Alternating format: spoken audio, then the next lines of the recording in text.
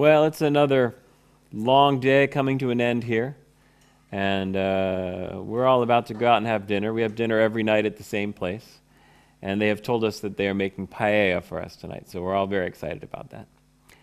But it's the bedtime story. I know it's not bedtime for a lot of you, but it's bedtime for us. So if you don't feel like going to sleep now, you could just turn this off now, and you could listen to it tomorrow when it goes up on the highlights.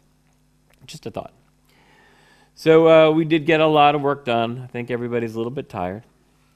And I thought for a moment I would tell you about my many foibles in dealing with the internet, because I have exceedingly bad business sense when it comes to anything internet related. So, and I've been in the right place at the right time every time. I had my first email address on the internet in '87. I didn't really use it that much. I got to see a web browser. Now, a lot of you may remember Netscape, and before that there was Mosaic. But before that, there was a program that ran on the next computer called World Wide Web. That was the name of the application, World Wide Web. And I got to see it in 1991. And this particle physicist professor guy was showing it to me and explaining to me breathlessly how this was going to change everything. And I looked at it and I poked around a little bit and I said, this is crap. It's like FTP, but I can only get one file at a time. No one will ever go for this.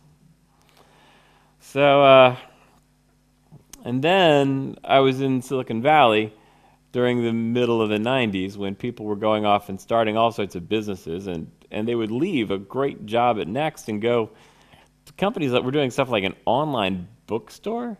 People love bookstores. They like to go there and have a cup of coffee and fondle the books, and they like the immediate gratification of buying them.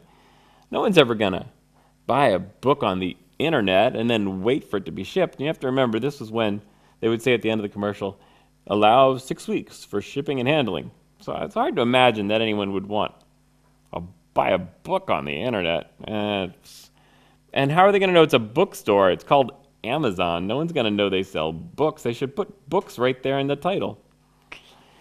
So I have been in the right place at the right time several times, and many of the people that I was hanging out with became internet moguls and had a ton of money. The fun part is that now all of them want to be iPhone programmers. So I don't know. Things tend to work out.